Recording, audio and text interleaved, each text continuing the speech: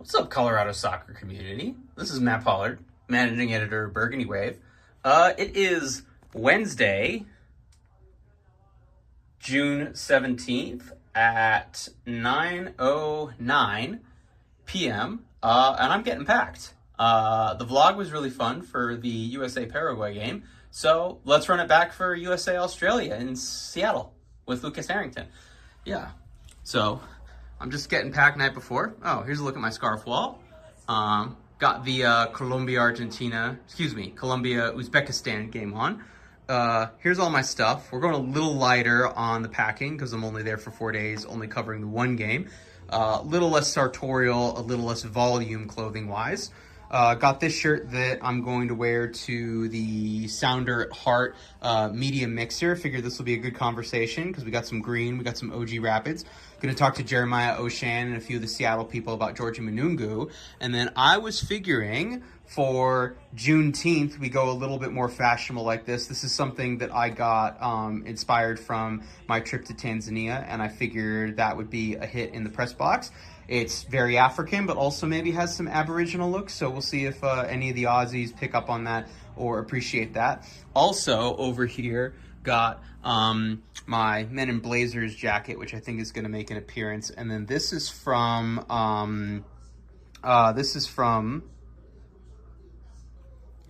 what is this from?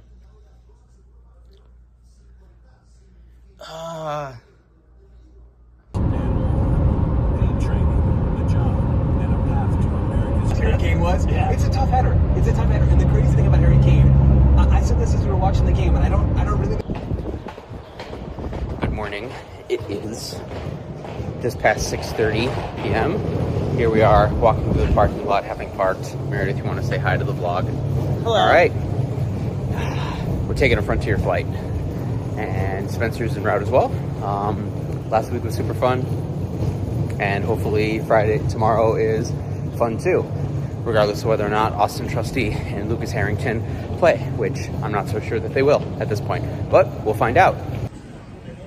I would like to point out, Frontier Airlines has a nicer video board than Dick's Sporting Goods Park.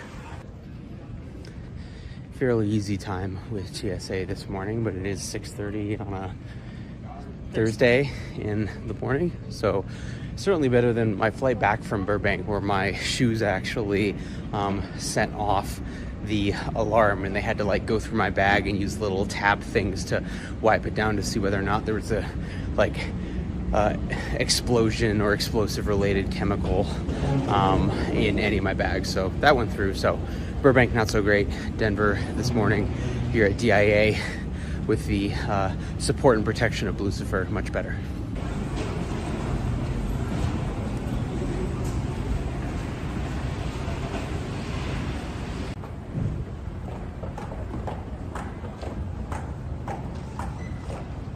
So now moving forward, actually that is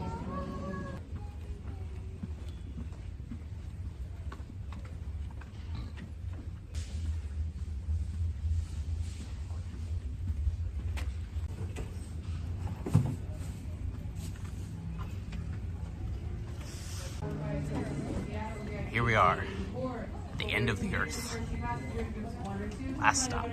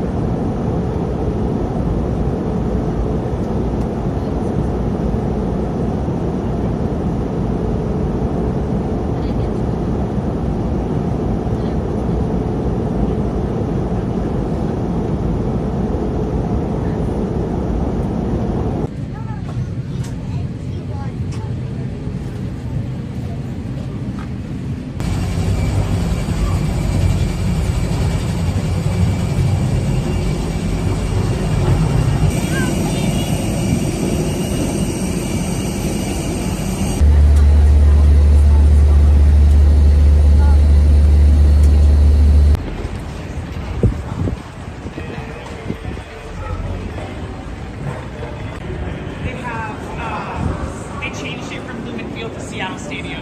Boo. But I get it, like you don't want like to stop, I believe.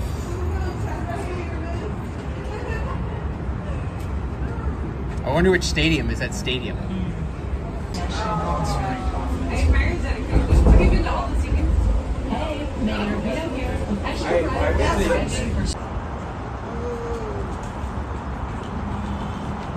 Going to.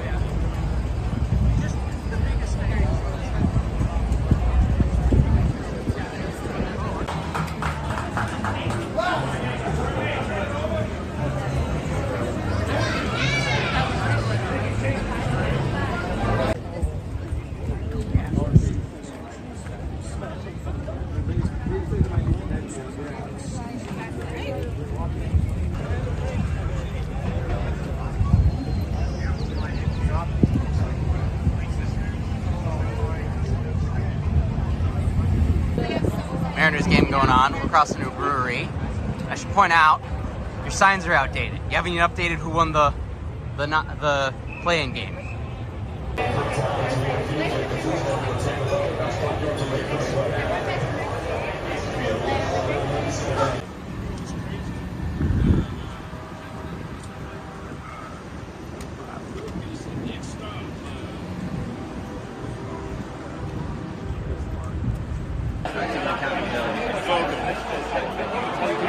Do you live in Capitol Hill? I would be a Rapids fan if the stadium were in downtown. Yeah, I have a special code. Jeremiah O'Shan, managing editor, founder of Sounder of Heart. Scale of 1 to a million. How awesome is George Humanini? He's pretty close to a million. Awesome, yeah, a million and one? I love George. Okay. Christian Roldan, does he play in this World Cup? Yes, absolutely. At what point? Are we talking like garbage time sub minutes? I think that he will get into tomorrow's game as a sub. Okay. I think he subs in for Turkey, and I'm okay with that. Okay. We'll see. Win tomorrow for the U.S.? Yes. I agree. And good morning. It is the morning of Friday, Juneteenth. Happy Juneteenth, everybody. It's almost 7:30 in the morning. Had a really good day yesterday, albeit a long day because it was such an early flight. Then obviously hanging out to watch all of the games. Canada with a massive victory, 6-0 over Qatar, who ended up having 2 men sent off. Feel really bad for Ishmael Kone with that horrific leg injury. I think a leg break, that's what it's been reported. So his World Cup is certainly over, and probably his club season with Sassuolo coming up for 26-27 has some uncertainty about it. So I feel bad for that. I'm glad that Canada did not let up on Qatar in that regard. So the violence from Qatar with the 2 red cards was punished. And it's nice to see, given how I felt about the Qatar World Cup and how it was awarded and everything, that also, Gianni Infantino's there with the Canadian government representation, and they just get an absolute schwacking, and at this point they need help to even get out of the group. And Qatar wasn't very good in 2022 as a host nation either. Big note on that from a Colorado soccer standpoint is that Moïse Bombito did sub in for the second half. Cornelius, the other Canadian center back, was on a yellow card in the first half, so it was back 4 with Moïse paired up with Luc de Fougerolles, who plays for Fulham at the academy level, I think. Moïse didn't have a whole lot to do. They were up 3-0. They were up a man. They ended up doubling that in the second half. So an uneventful night for Moïse, but really happy given everything that he's gone through and such, that he was able to, one, make the team. We covered that. And that he was able to make his World Cup appearance. So hoping that I can talk to him at some point in the future. And now we turn, of course, to the new match day here on June 19th, where we've got a noon Pacific time, 1 p.m. Mountain time kickoff between the United States men's national team and Australia. Looks like we need to go get breakfast. I've been in touch with Scott Hammond, Seattle Rapids fan legend. And let's get started. Happy match day. All right, good morning. Ready to go out of hair and makeup. Looking for Scott. There he is. Scott Hammond, Rapids Twitter legend, ready to go. I'm out of hair and makeup. Lots of good questions today for US versus Australia. Does Christian Pulisic play, given that he's been in modified training?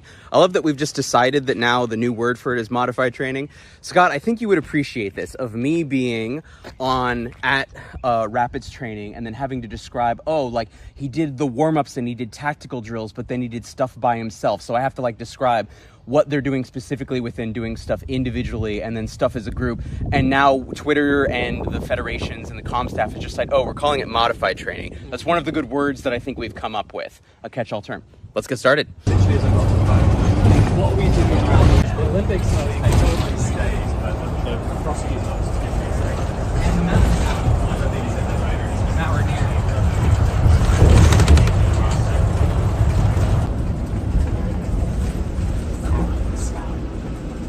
stop. I could see it take 30 minutes more, but like.